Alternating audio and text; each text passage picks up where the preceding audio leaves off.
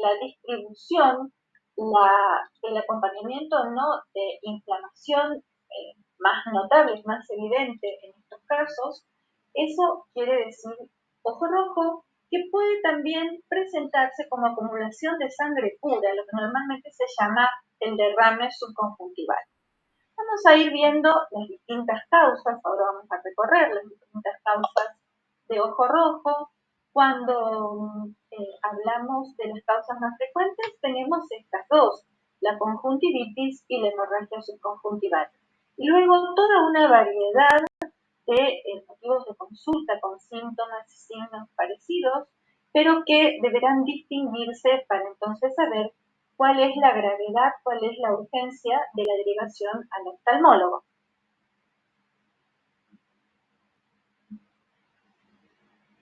En la consideración de estos casos, esta diapositiva yo se las voy a pasar después, si alguno me está pirateando la clase, es la más importante. Y fíjese que acá tenemos las 5P y la agudeza visual.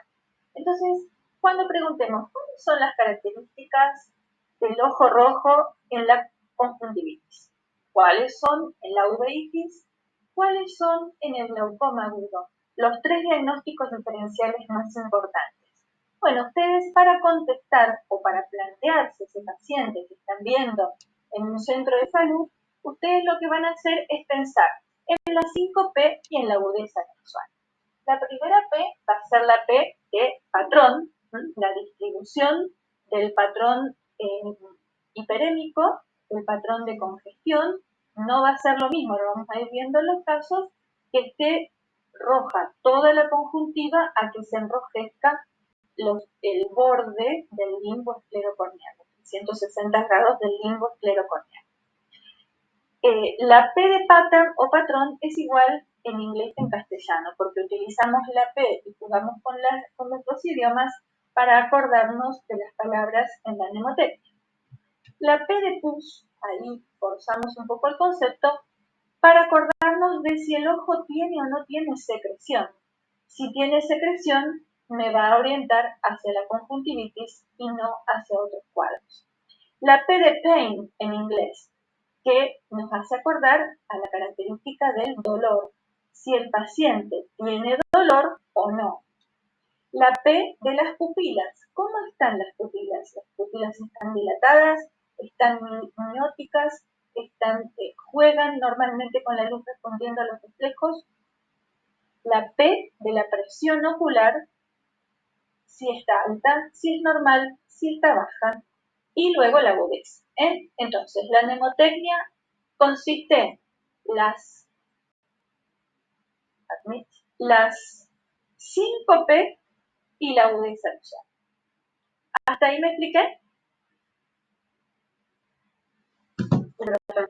Bien, repasando esta mnemotecnia de la que hablábamos recién, tenemos tres diagnósticos diferenciales más frecuentes: la conjuntivitis aguda, la iridociclitis aguda y el glaucoma aguda. Entonces los voy a pasar también. Este cuadro, si ustedes buscan en Google, de estos cuadros hay 12.000, hay cantidad. Es muy común, es la forma de pensar.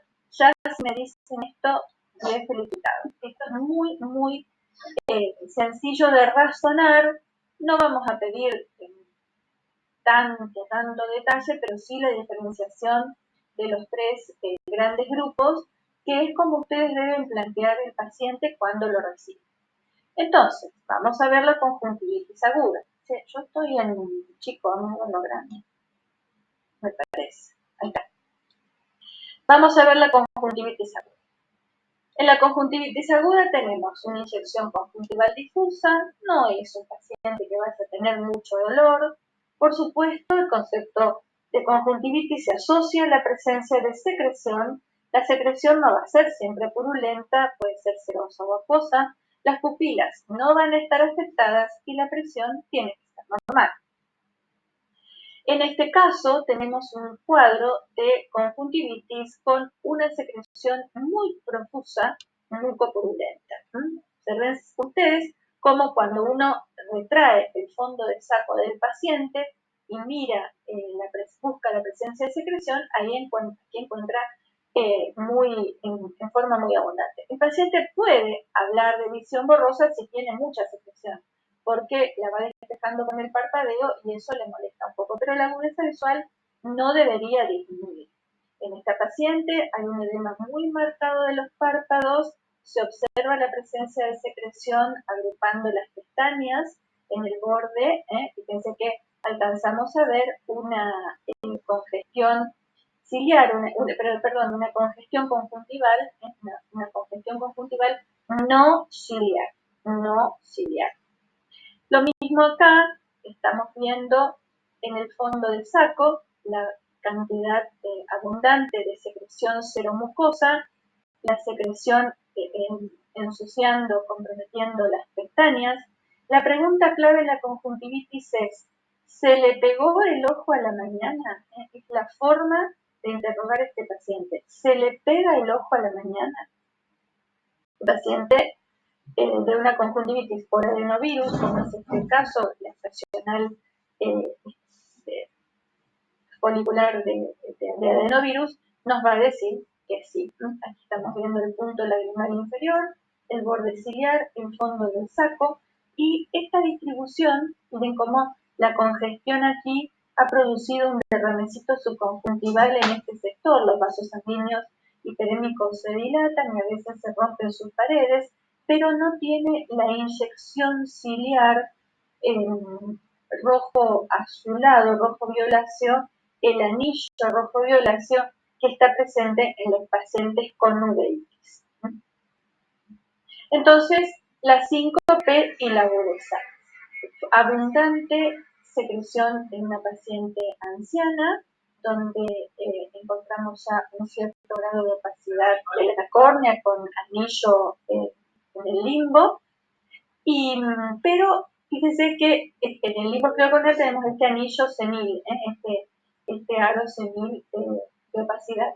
Pero miren que si yo me fijo acá en el limbo, en la conjuntiva del limbo, la conjuntiva está blanca, no tiene la congestión ciliar periquerática. Lo que tiene es congestión hiperémica distribuida en el resto de la conjuntiva. En la vulvar, que es la que está sobre el globo, y en la tarsal, que es la que está en la cara interna del párpado. Bueno, a estos pacientes, ¿qué les decimos? Lavado con suero para arrastrar las secreciones con la frecuencia que sea necesario para que el ojo esté limpio. Lógicamente, no tiene sentido colocar gotas de antibióticos en ojos que están con mucha secreción conjuntival, con mucha secreción mucopurulenta, porque la gota se diluye. Podemos utilizar un antibiótico de primera línea para iniciar el tratamiento en este paciente, por ejemplo, una tobramicina, si estamos seguros, súper seguros, que la córnea está respetada, que en la córnea no hay una úlcera, podemos utilizar una combinación de antibióticos con corticoides. Las combinaciones con corticoides son más de territorio de los oftalmólogos. Nosotros tenemos más nuestro criterio inicial es dejar el corticoide tópico para uso del especialista, pero ustedes pueden empezar tratando una conjuntivitis mucopurulenta con un antibiótico de primera línea como la tobramicina. En los recién nacidos siempre, en los bebés, en los lactantes, siempre se toma muestra para el laboratorio. Siempre se toma muestra para el laboratorio. Y en los pacientes en los que el cuadro es muy severo también. Pero en general iniciamos tratamiento empírico con tobramicina. Los pacientes que tienen una viral, no tendrá sentido darle el tratamiento antibiótico más que como profiláctico cuando uno quiere evitar una sobreinfección bacteriana. En esos pacientes haremos medidas de sostén en la que estará también el corticoide para evitar las consecuencias de una inflamación muy severa en el ojo. Miren en esta paciente cómo tenemos una inflamación flogótica de la conjuntiva con acumulación de líquido subconjuntival, con una hiperemia que acompaña en la piel un prurito muy, muy marcado de aparición súbita. Esto es alérgico. No hay secreción mucopurulenta, hay apenas un poquito de secreción serosa. Es completamente distinto al cuadro que veíamos antes. Este también es el empedrado alérgico de pacientes que tienen problemas muy severos sistémicos generales. Aquí lo que estamos viendo es la acumulación de filamentos mucosos entre estos adoquines de conjuntiva. Estas conjuntivitis producen además por roce compromiso de la superficie anterior de la córnea, porque esta conjuntiva tan inflamada en un cuadro alérgico crónico genera una erosión corneal por roce. Bien, hasta ahí vamos bien. ¿Alguna pregunta? Bien, anotan después las preguntas si quieren, pero o lo hablamos después cuando estemos en presencial, pero no se queden con ninguna duda en esto. Bueno, ¿qué estamos viendo aquí? Aquí estamos viendo una queratitis. La queratitis es la inflamación de la córnea, que va a estar acompañada muy seguramente con inflamación, con un cierto grado de inflamación de la conjuntiva. Esta queratitis infecciosa, que tiene forma serpiginosa con ramificaciones, es típica, miren cómo aparece estas ramificaciones arborescentes, es típica del virus del herpes. Aquí la indicación corresponde a hacerla bajo microscopio. Uno ha visto a ese paciente en la lámpara de hendidura, ha colocado esta tinción que se llama fluoresceína, que es el colorante que utilizamos para detectar las úlceras en la córnea. Las úlceras pueden tener distintas formas cuando son producidas por un herpes. La forma, el aspecto es este que están viendo aquí, el serpiginoso, y por lo tanto, si está comprometida la integridad del epitelio, está contraindicado el corticoide. En este caso se utiliza el antiviral tópico, lo que más usamos en este momento es el ganciclovir tópico. El aciclovir tópico se consigue solamente como preparado magistral, el ganciclovir se consigue como muestra con el gel, como preparado farmacológico por receta. Y el antibiótico se lo damos porque corresponde proteger esta córnea de la sobreinfección bacteriana. La utilización de corticoides agravaría el cuadro. Bueno, eso es lo que venía diciendo. Las queratitis herpéticas están... ¿Por qué antibióticos? Tobra. Tobra. Sí, tobra o eritro tal vez. Lo que decíamos recién, la queratitis herpética por lo general es unilateral, la lesión típica se llama dendrita, esa úlcera serpiginosa se llama dendrita, puede acompañarse de vesículas alrededor de la piel, en el ojo, puede ser muy grave, el herpes no se cura, se atenúa, se duerme, se retira al organismo, pero no se cura jamás. Y puede volver a aparecer en cualquier situación en la que el paciente tenga una inducción de las defensas y puede volver a aparecer haciendo un cuadro mucho más grande. Entonces el paciente que ha tenido un herpes y que lo tiene tal vez estacionado en sus ganglios o en alguna de las estructuras celulares del limbo, tiene que aprender, tiene que saber que si vuelve a aparecer molestia, la molestia seguramente se deba al herpes y entonces consultar rápidamente al oftalmólogo para que la lesión en el estómago no se profundice y pueda no afectar. Se utilizan antivirales tópicos, están contraindicados los corticoides. este paciente tiene un herpes zóster. Aquí, lo que veíamos hasta recién es más típico del herpes simple, pero el zóster, que también puede dar úlceras solamente corneales, toma la metámera de la rama oftálmica del trigémino. Y fíjense cómo la inflamación puede ser muy severa y acompañada además el compromiso del globo ocular. Es decir, no solo recorrer la metámera, sino que además comprometer el globo ocular dando cuadros muy graves, cuadros muy graves.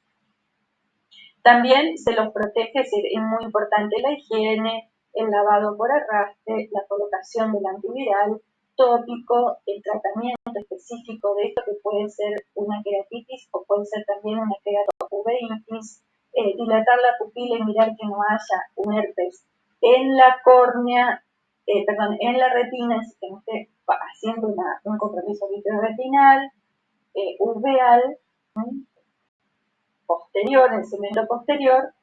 Algunos pacientes tienen cuadros muy leves que evolucionan solo con poca sintomatología. Este paciente tuvo un cuadro muy severo y nos abocamos más a cuidar el ojo que a la par de la piel. Otra causa de ojo rojo que se confunde, que genera sintomatología parecida, pero que es importante mencionar aquí, es la queratoconjuntivitis seca, el ojo seco, que es algo muy frecuente. Los pacientes tienen sensación de venillo de ojo extraño, tienen lagrimeo, al final del día empeora porque el ojo está unas horas abierto y ha sido más, incluso más frecuente el parpadeo. El paciente tiene siempre la costumbre, busca la manera de evitar los ambientes climatizados con aire acondicionado, con ventiladores o con humo de cigarrillo, porque eso favorece la evaporación y la irritación de la superficie.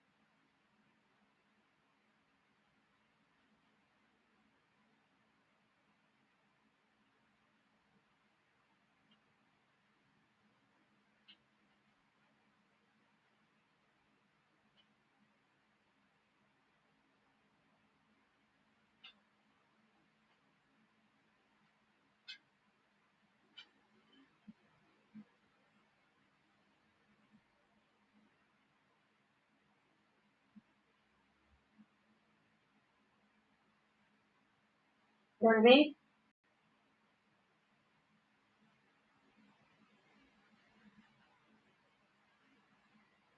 ¿Me ven ahí? Sí, pero sí, bien. Bien. Estaba diciendo que la queratoconjuntivitis zika lo lleva a los pacientes a protegerse en los ambientes en los que la Recording in progress. es peor, y que cuando la sequedad es muy severa hay que pedir interconsulta con el servicio de reumatología, sobre todo si son mujeres, porque esto puede estar enmascarando una enfermedad. Esto puede ser la forma de presentación de una enfermedad reumatológica que no requiera manejo sistémico por el especialista, como por ejemplo en este caso una paciente con esclerodermia. El tratamiento no necesariamente va a ser con todo el espectro de alternativas. Para estos casos, a veces simplemente el paciente tiene un ojo seco leve y hay que darle una lágrima artificial y nada más. A veces los casos son más severos y necesitan ciclosporina tópica o necesitan inmunosupresión sistémica. En este caso, esta paciente tiene un pemfigoide. El pemfigoide es una enfermedad mucosinergiante con el ojo rojo permanente, con ardor, con una sensación quemante, urente en las conjuntivas, que para su manejo requiere la inmunosupresión por vía sistémica. El paciente, además de tratamientos inmunomoduladores locales, como la ciclosporina y los lubricantes. Entonces, cuidado con los ojos secos, porque los ojos secos pueden ser la forma de presentación de enfermedades más serias.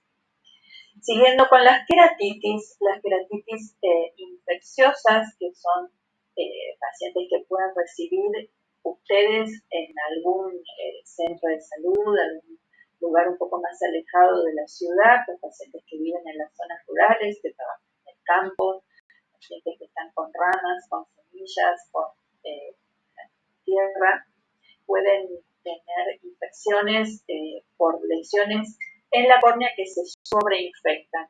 La sobreinfección de estas lesiones produce estos abscesos.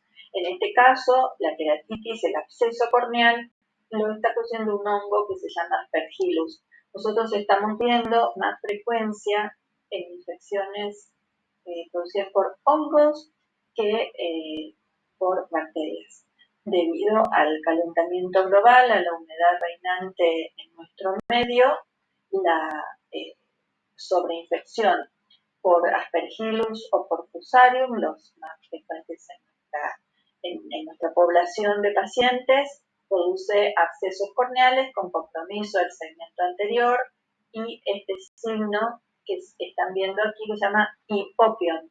Estos son cuadros graves, el tratamiento debe iniciarse lo antes posible con dosis de ataque de antibióticos o, en este caso, de antimicóticos. Algunos pacientes necesitan recubrimiento conjuntival. Miren cómo no es tan sencillo de diferenciar clínicamente a simple vista un absceso por Fusarium de un absceso por estafilococo. En el estafilo por ahí hay un poquito más de secreción, pero no es un signo que vaya a estar presente siempre. En estos dos ojos lo que vemos es hipopion. Aquí el hipopion está un poquito más organizado, pero también está comprometido el humor acuoso. Usted sabe que el humor acuoso tiene que ser siempre completamente transparente, inerte y no tener ni una sola célula. La presencia de células en el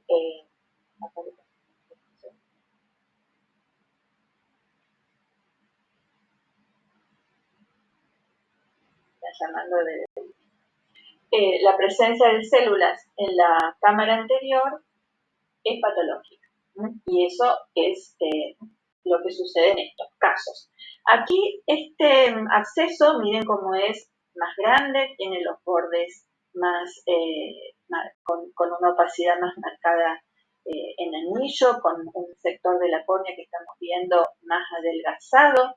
El hipopion ha subido de nivel en este paciente rápidamente. hay una congestión mixta y aquí tenemos la secreción mucopurulenta. Este paciente es usuario de lente de contacto con los pacientes y lo que sucedió es que apareció una pseudomonas. Este paciente se ha contaminado con una pseudomonas. En lo que tenemos es un absceso micótico con una úlcera alrededor. Estas fotografías no son sacadas de una lámpara de hendidura. Estas fotografías las he sacado yo a mano alzada con el teléfono. Y se las muestro porque es una forma interesante que ustedes pueden tener de ayudarse con la luz de la linterna, con la linterna accesoria, con su propio celular, utilizando un poco de magnificación. Aquí van a distinguir los límites entre este absceso y esta úlcera. Miren cómo el brillo de la superficie corneal se interrumpe y delimita una úlcera en un paciente al que no le hemos colocado nada de colorante.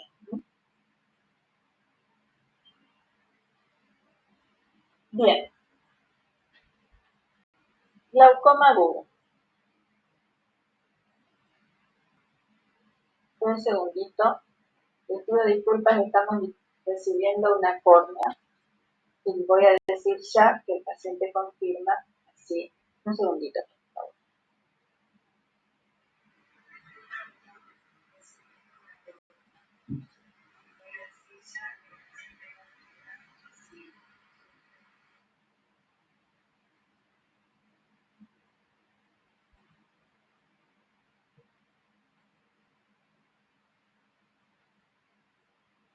Bien, glaucoma agudo. Glaucoma agudo, vamos a verlo acá y vamos a volverlo a ver en glaucoma. En este caso es imprescindible que manejen la forma de presentación y el tratamiento para el glaucoma agudo, porque esta es una de las verdaderas urgencias oftalmológicas en la que la conducta rápida modifica el pronóstico. El aumento brusco de la presión del ojo por arriba de los valores normales. El valor normal va hasta 20 milímetros de mercurio, entre 10 y 20 por lo general, por lo más común es alrededor de 15. El ojo se pone duro, muy duro, como una piedra, porque la presión sube por valores superiores a los 40 y llega hasta los 60, 70 milímetros de mercurio. Cuando uno lo toca, lo siente duro como una piedra.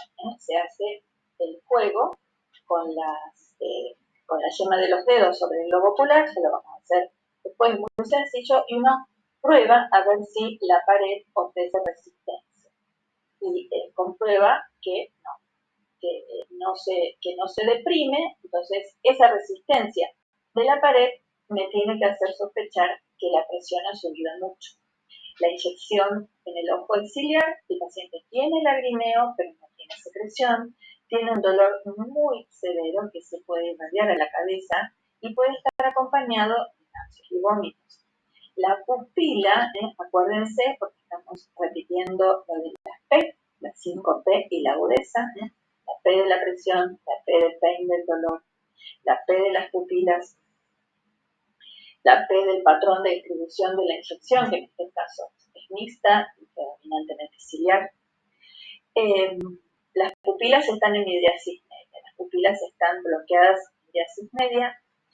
La cámara anterior está estrecha porque son pacientes que tienen poco espacio en su ojo y por eso se ha producido el bloqueo. Y la córnea, cuando la presión sube mucho, pierde la transparencia y se pone turbia, lo que puede significar que haya dificultad para ver las estructuras del segmento anterior. Estos pacientes tienen predisposición a hacer bloqueos del ángulo iridocorneal con bloqueo pupilar, cierre del ángulo con bloqueo pupilar, porque tienen poco espacio. Son pacientes de cámara estrecha, la distancia entre la cara interna de la córnea, que es el endotelio, y la cara anterior del iris es muy pequeña.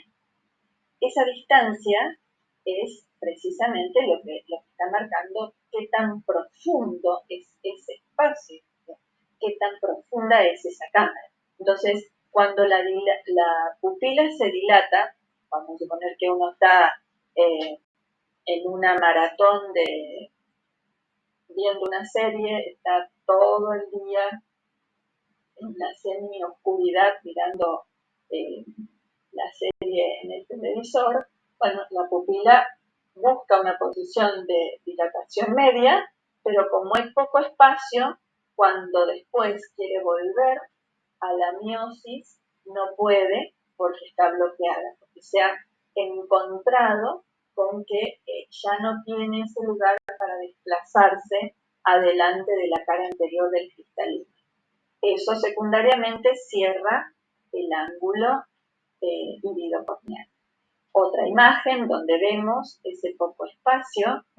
Si yo tengo muy poca profundidad entre la cara anterior del iris y la cara posterior de la córnea, entonces eso lo que va a significar que la pupila al dilatarse no va a poder volver a desplazarse sobre la cara anterior de la córnea. La pupila queda frenada en esta posición.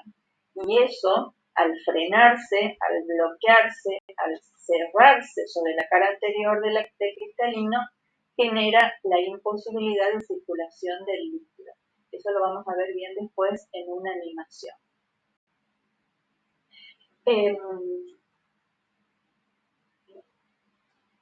Mírenlo acá.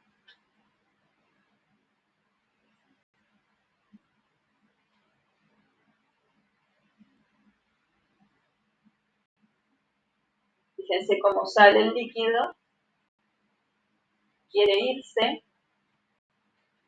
por el ángulo, pero encuentra la interferencia.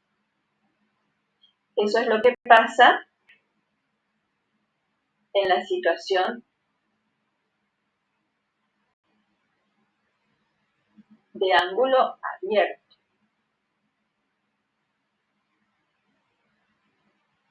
Ven aquí, sale el líquido.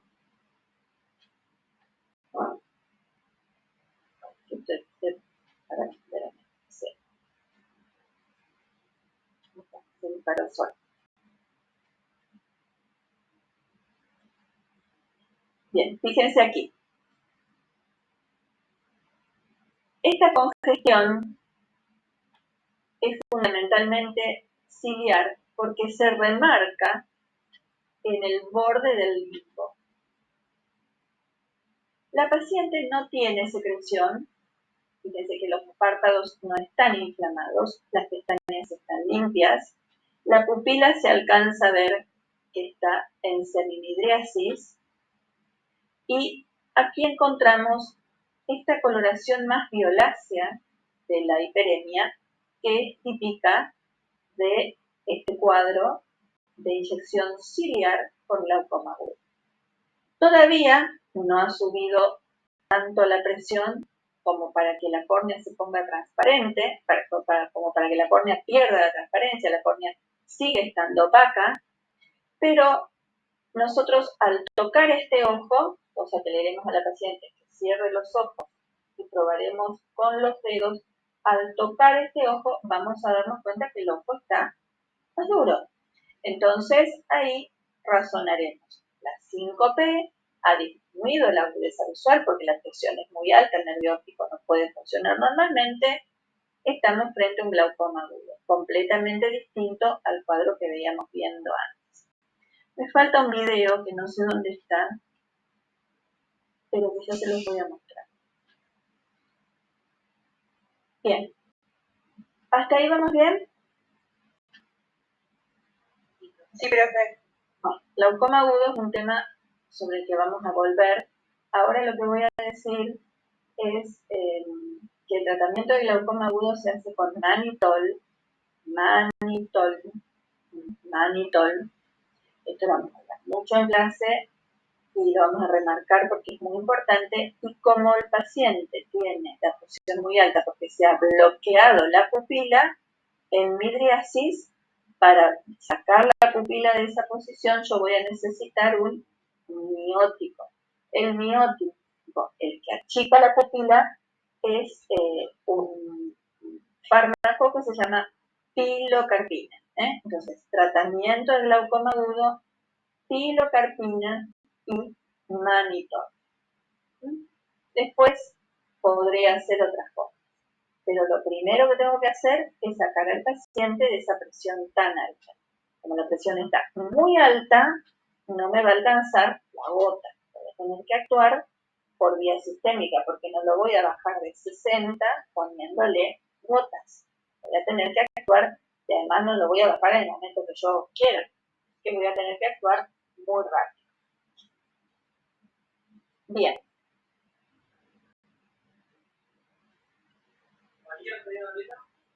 El tercer diagnóstico diferencial, ustedes ven esa ventana que aparece, que molesta. El tercer diagnóstico diferencial que tenemos que recordar, dijimos primero conjuntivitis aguda, dijimos segundo glaucoma agudo, y ahora decimos tercero la uveitis anterior, es la inflamación de estas estructuras del segmento anterior, que son ¿cuáles? ¿Cuáles son las estructuras anatómicas que forman la uvea? ¿Se acuerdan? El iris. Bueno, es ¿El iris y quién? ¿Y qué más? Y el cuerpo ciliar. El iris y el cuerpo ciliar. Muy bien. Adelante el iris y el cuerpo ciliar. Si se inflama el iris, iritis. Si se inflama el cuerpo ciliar, ciclitis. Si se inflaman los dos, iridociclitis. Y la coroides atrás es la que se inflama cuando tenemos una uveitis posterior, se llaman coroiditis. Las uveitis anteriores son las que utilizamos en la ejemplificación del cuadro clásico de ojo rojo. A diferencia de los anteriores, volvemos otra vez a la síncope y la agudeza. ¿Qué es lo que va a pasar con la distribución de la hiperemia? Vamos a tener lo que se llama inyección ciliar, que es esta que veíamos recién. Acá no está tan marcado alrededor del limbo, pero sí está esa línea rojo-violácea. Fíjense que la congestión no es tan roja, es más bien rojo-violácea. Tiene un color más tirando al púrpura y no tanto al rojo rutilante. Ciliar o periquerática, porque se dibuja el contorno del limbo alrededor de la córnea. El dolor va a estar presente, pero va a ser moderado o puede ser muy intenso, muy intenso. Las uveitis pueden doler mucho, con un quebrantamiento muy importante del paciente, y se va a acompañar de fotofobia. Al paciente le molesta el dolor. Van a tener una epífora activa, las pupilas van a estar chicas, por cuando se inflama el iris se achica, la pupila se achica, reacciona con minopsis.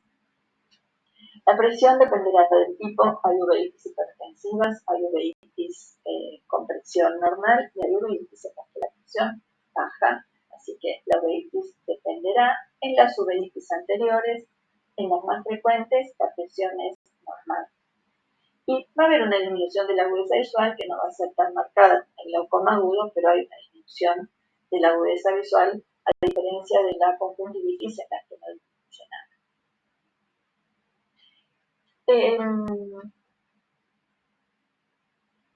Decíamos que el humor acuoso, que es ese líquido inerte que está en la cara, en el segmento anterior, entre la cara anterior del iris y la cara anterior de la córnea, es un líquido inerte transparente. Pero cuando hay uveitis, el humor acuoso se pone turbio. Entonces, la turbidez de la cámara anterior, con presencia de precipitados en el endotelio corneal, esa turbidez puede acompañarse de hipopión, puede ser Por ejemplo, el caso que veíamos hoy, este caso que yo les mostraba acá, este es un paciente que tiene una uveitis anterior como consecuencia de una queratitis infecciosa. El líquido en el humor acuoso de estos pacientes está turbio, se cuentan células y hay hipopión. ¿Estamos?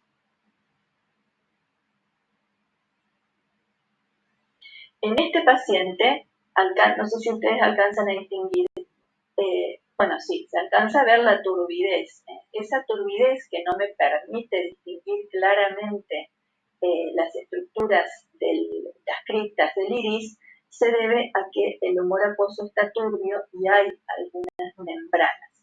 Y miren este anillo periquerático en un ojo sin secreción, esta inyección ciliar que es la típica de las iridociclitis, de las uveitis anteriores, ¿sí?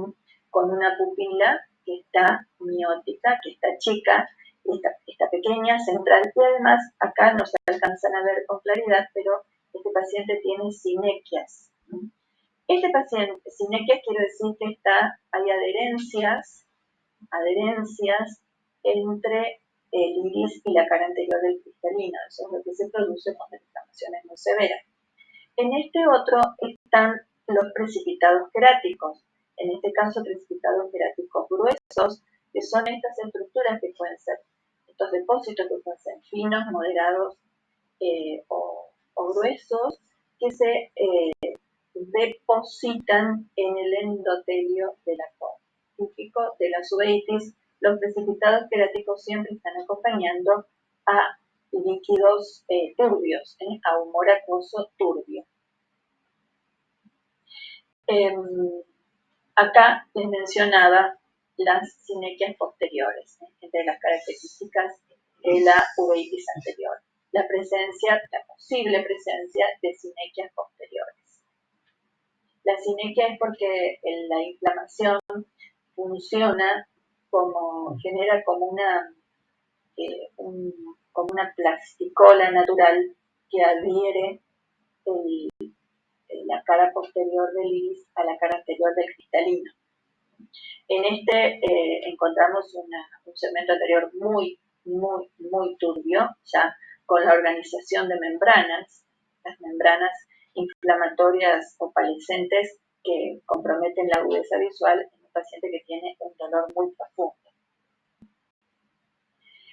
Y esas sinequias posteriores pueden generar adherencias que cuando nosotros colocamos el dilatador, la gota para dilatar la pupila, porque si yo tengo un ojo que está con la pupila chica por inflamación, lo que tengo que hacer es dilatar la pupila para despegarla y para despejar la zona del eje visual y que pueda entrar la luz, ¿cierto? Porque la parte más importante por la que nosotros estamos viendo es por acá. Si yo tengo opaco o dañado por la periferia, bueno, no es tan importante como cuando tengo comprometido justo el orificio por el que yo estoy espiando el mundo. Nosotros, los ojos se están asomando por esta ventana. Entonces, esa ventana es la que voy a necesitar despejar con la dilatación. Al dilatar la pupila de ojos con uveitis, con mucha inflamación, con rebasamiento, vemos que algunos sectores de las pupilas se quedan pegados, se quedan adheridos a la cara anterior del cristalino y entonces se forman estos bordes pupilares en pétalos con discorias por precisamente esas adherencias. Esto se trata con corticoide local, con dilatadores y con la medicación específica sistémica según el caso. En algunos casos, inmunosupresión, en otros casos tratamientos antiinfecciosos, en otros casos una combinación de tratamientos quirúrgicos con tratamientos antiinflamatorios. En el caso de las traumáticas, por supuesto, la resolución, la reconstrucción anatómica de las estructuras, y son una causa muy importante de daño grave en el ojo que muchas veces se confunde confunden con conjuntivitis y eso hace que se demore su tratamiento precoz. Y con las uveitis incluso tenemos otro problema, y es que no todos los oftalmólogos están acostumbrados a verlas, entonces por ahí se demora también por eso, ¿no? Por la interpretación clínica de cuadros que pueden ser, qué aburrido esto, que molesta, cuadros que pueden ser muy severos, pero que al principio pueden enmascarar y parecer otros, porque esa diferencia tan marcada entre un cuadro y el otro no siempre en la práctica se superponen y no siempre es tan difícil de distinguir. Pero ustedes lo que tienen que aprender es a la diferenciación de los tres cuadros típicos, pues los matices los dejamos para el especialista. Bueno, este es un ejemplo de una enfermedad autoinmune que es la enfermedad de Behçet, que produce una uveitis anterior con pseudohipopio. Nosotros el concepto de hipopio lo asociamos más al infeccioso, así que cuando se presenta hipopio, pero la causa no es infecciosa, le decimos pseudohipopio, como este nivel que encontramos aquí en el segmento anterior, un paciente con inyección ciliar. Ven otra vez esa coloración violácea, sin secreción, sin edema en los párpados, con una disminución profunda de agudeza visual, con una pupila miotótica, con dolor. El paciente en el segmento posterior, en la retina, atrás tiene vasculitis. Una vasculitis porque son panuveitis. No solamente estamos viendo esto adelante, sino que también estamos viendo compromiso atrás. Cuando ustedes vean una uveitis anterior, se preguntarán, el oftalmólogo después le va a decir si era solamente anterior o si además hay problemas atrás. Profe, en esos casos dijo que daba dolor. Sí, cuando tienen, en esos casos, ¿cuáles dice usted?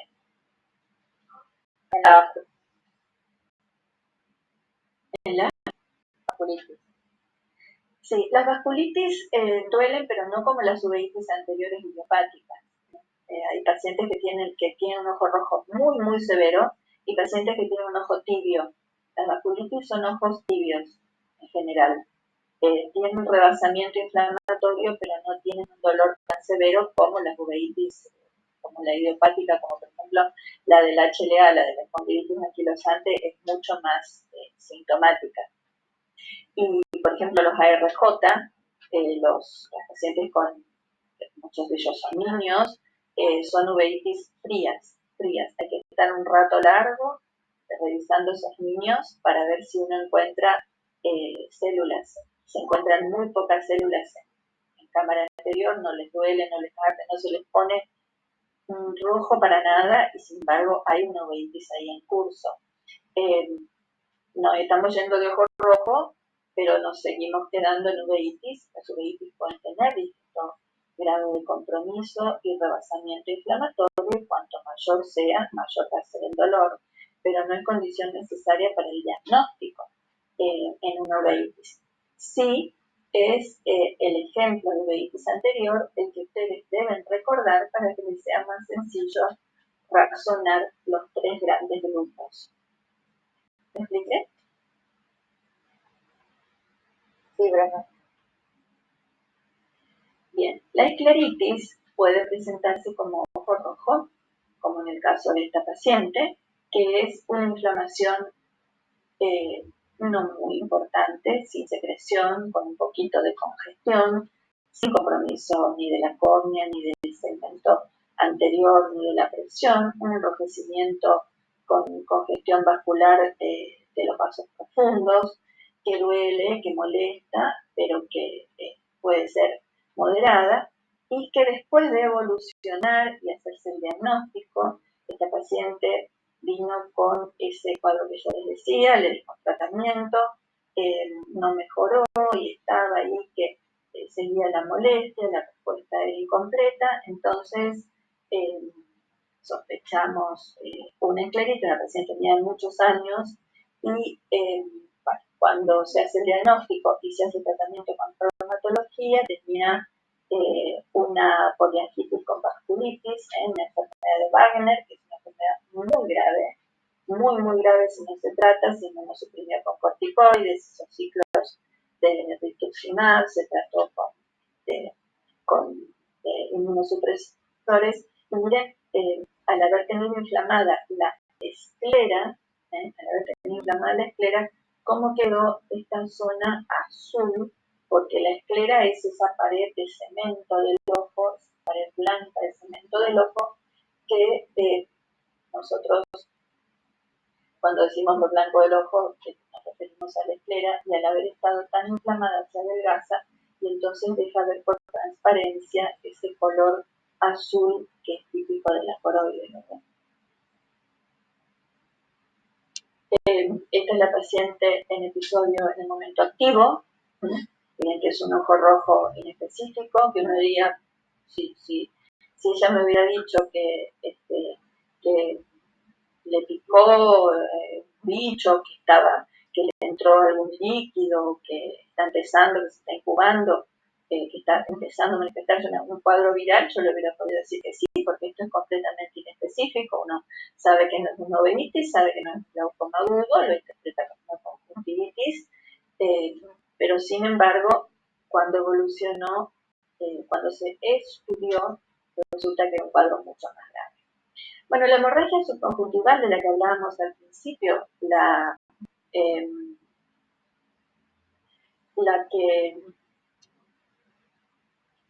se produce cuando se rompen los vasos, los capilares superficiales, que están cobijados, que están cubiertos por esa capa transparente que es la conjuntiva, y la ruptura de esos vasos tan pequeños produce salida de sangre roja pura que queda cubierta por una conjuntiva transparente y que hace que a la infección uno la vea así.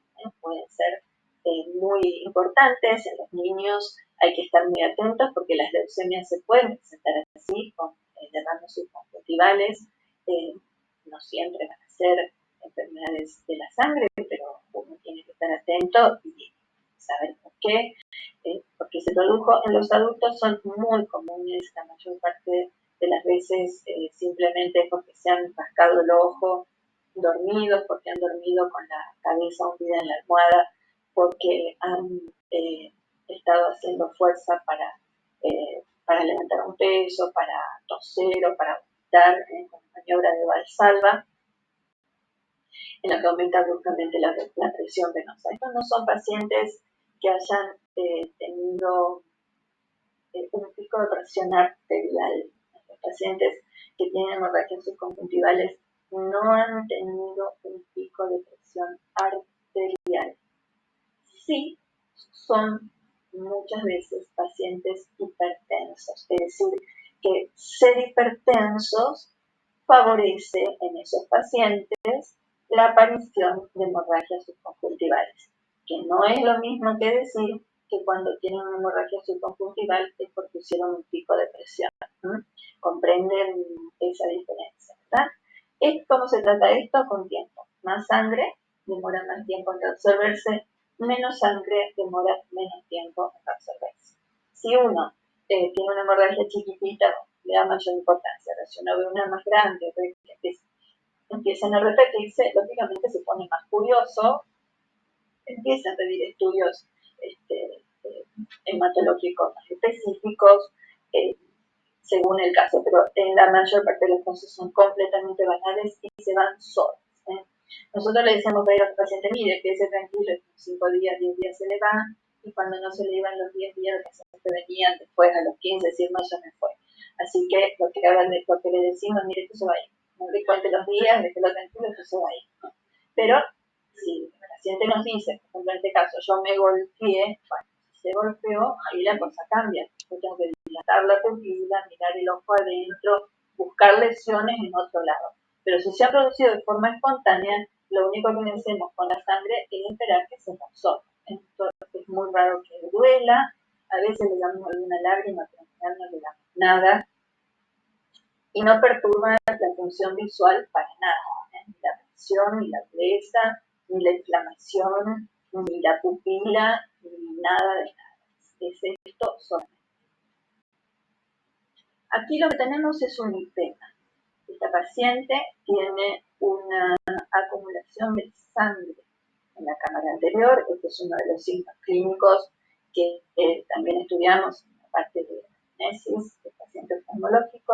La presencia de sangre en la cámara anterior se llama hipema o ifema. Se escribe con P o con F y con H. Nosotros usamos con mayor frecuencia la forma de decirlo con la letra P, ¿no? Hipema. Como siempre que hay un líquido de distinta densidad, se agrupan formando un nivel.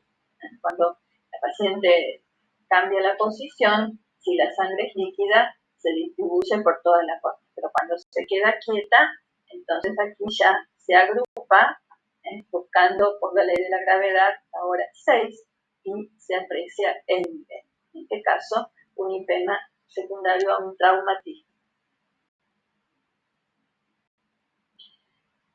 Esto que están viendo acá es muy frecuente de ver, son lesiones de la superficie ocular, se llaman pterygium, se ven todos los días en muchísima gente, está relacionado con la radiación actínica, con la radiación solar. Muchos son autolimitados, pero muchos crecen, y cuando hace calor, cuando vuela viento. Estoy temblando por el aire acondicionado. Cuando vuela viento, cuando vuela tierra, cuando están, por ejemplo, se han dado un baño muy caliente, este tejido, que es un crecimiento autónomo, un crecimiento, una degeneración de la conjuntiva, donde se toma esta forma de ala con muchos vasos sanguíneos, una organización profusa de vasos sanguíneos en su avance hacia el eje visual. El calor, el viento, la tierra, el sol, genera una congestión de los vasos sanguíneos y gente que vive con el ojo rojo. Se los muestro porque no es algo grave. Se operan, es lo primero que operamos. Cuando nosotros toman en primer año, operamos esto. Es la primera cirugía que tenemos que hacer los oftalmólogos, son las lesiones de parto, de las lesiones de superficie. Y es muy frecuente que vuelvan a salir, pero nosotros los operamos para proteger el eje visual. Fíjense que este es chiquito, es un grado 1, respeta el borde pupilar, no tiene tanta congestión. Sin embargo, este es un grado 4, ya está comprometiendo el eje visual, tiene una organización conjuntival muy importante con troncos vasculares gruesos. Si comprometió el eje visual, ya está. La opacidad va comprometiendo la transparencia de la córnea, y si eso alcanza a llegar y tapa el eje visual, deja ya una marca indeleble en la córnea que solamente se puede resolver con un trasplante.